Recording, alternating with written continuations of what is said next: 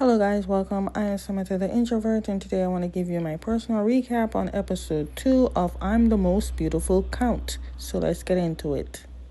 Okay, we at where Bongjang and WarindaDad kissed, and when they got back to WarindaDad's place, Prince wants to know about WarindaDad and what he has in terms of relationship with Bongjang, but Bongjang said that he and WarindaDad are nothing that close.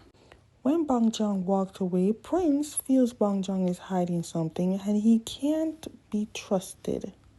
Then Prince went to Bongjang and kissed him on the cheek, which surprised Bongjang. Bongjang then tells WarindaDad to not do that because if someone's to see them with the same sex love interest, they might go to prison or worse, even if it's just a kiss on the cheek. Prince needs to understand that in this is not 2025 anymore. In this period is very strict about certain relationship, and it also goes by status. Rich with rich, poor with poor. Anyways, as soon as Bongjang left, Prince still needs to find out who WarindaDad is in love with because he refused to believe it's Kosol. Then we see Chayachet informing his subordinates of being targeted and ask if those people who wants to kill him should show themselves if they are among them, and if they help find this person, they will be rewarded. Well, whoever it is did not show himself, even if it's that much of a large reward. Meanwhile, Prince is searching WarindaDad's room to see if there is any clues that can help to find out about WarindaDad and his secret lover. Prince then asks Jet if he knows anything, but the thing is, even if Jet knows, as a servant, he can't be going around WarindaDad. It seems like WarindaDad found a way to be very secretive, even Jet doesn't know. Later, Prince found a poem, and when he read it, it sounded exactly like what Bongjang was saying in the boat. So now Prince is convinced WarindaDad and Bongjang had a hidden relationship based on the poem on a piece of paper. WarindaDad's father came, and Prince is hiding, leaving Jet to distract the father by lies. Prince managed to isolate the father of WarindaDad did not find him. Prince asks Jet to take him to Bongjang's place unannounced, and because Prince doesn't want to yell, he tells Jet that he wants to sneak in as a surprise.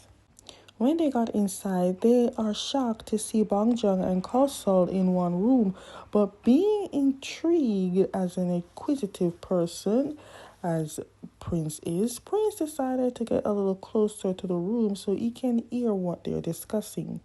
They ended up getting caught by Bongjang's sister, who is not very much of a great friend with WarindaDad. Meanwhile, Kosol never ceases to amaze me to find the moment to show ownership to WarindaDad. It is funny because Prince is the only one that can talk to Kosol or WarindaDad in any way, form, and not get hurt. Bongjang's sister, Padao, do not like WarindaDad because her family and his family are basically enemies. Pop, sweetie, I know I asked you before, but please, be good in this show. Anyways, Kosol took Bongjang to talk about basically, Kosol wants to ask Bongjang to let WarindaDad stay with him. Initially, Bongjang don't want to be left responsible with WarindaDad, but a little bit of a forceful convincing got him to eventually agree and let WarindaDad stay. Meanwhile, Prince is trying to get on Padao's nice side and even get some information about what he has against his family, but like talking to a thick wall, he's not getting any answers. Then Bongjang came with Kosol, and Bongjang tells WarindaDad that he can stay with him, and trust me, Prince was very happy. Later, WarindaDad tells Jet to go back home, and Jet wants to stay, but WarindaDad tells Jet to stay home and make sure the father doesn't know that he left the house.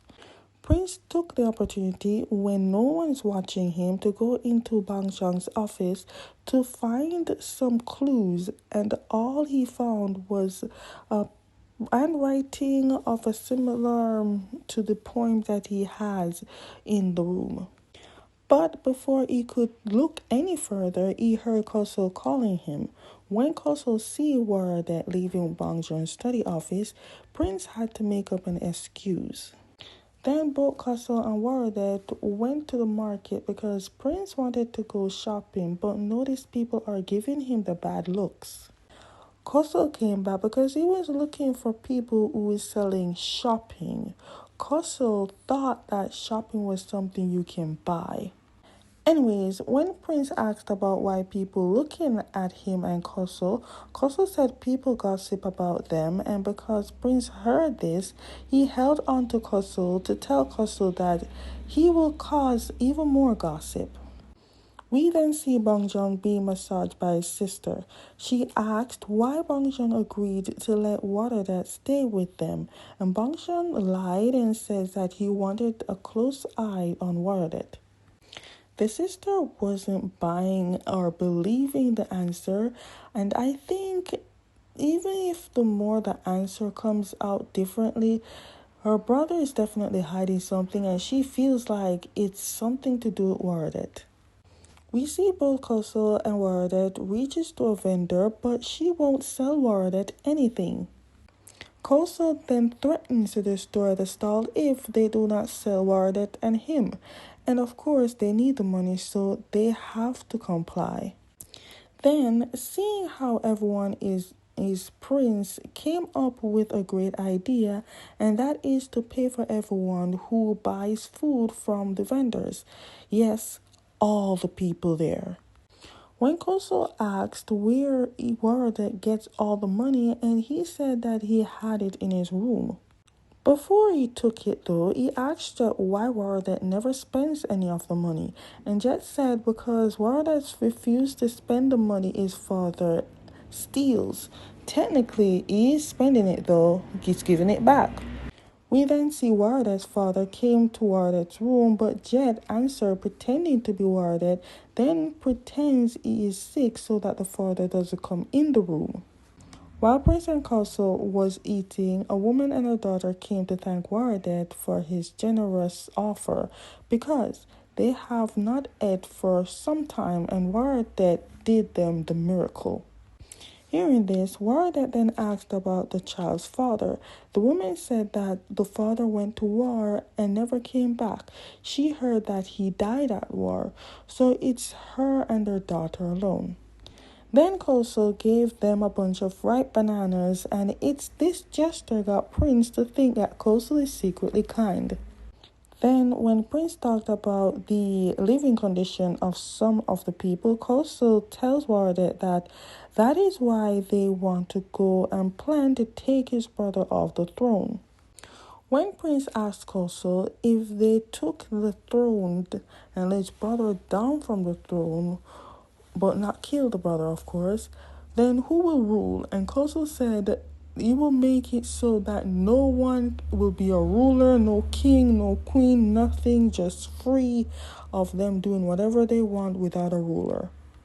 WarindaDad's father went to the prince to tell him that Koso is planning to kill him for the throne, even giving him the plan sheet. But one look at it and Prince said it's all a lie. I feel like he has harmful motives to get close to the prince because he wants to be on the throne. But he can't if Koso is walking around free. Just when they were having a nice moment, soldiers came to fight, and Koso took them on like ease. Then we see Bongjang in his office writing again. Now I'm confused with his character. I feel maybe Bongjang secretly likes WarindaDad because why is he thinking about this moment and the kiss? If that's the case, then he is stuck between liking WarindaDad and trapping the enemy. Now, instead of staying with Bongjang as planned, they have to change the entire routine. Now they're in the woods having to stay in the woods.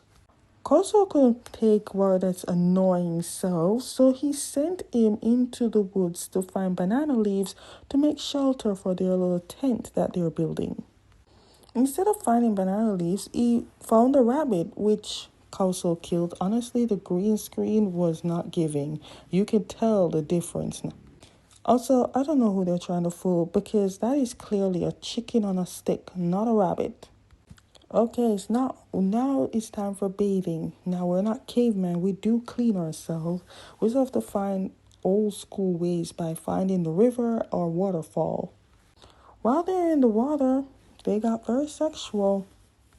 Okay guys, that is the end of my personal recap on episode 2 of I'm the Most Beautiful Count. Stay tuned for episode 3 recap.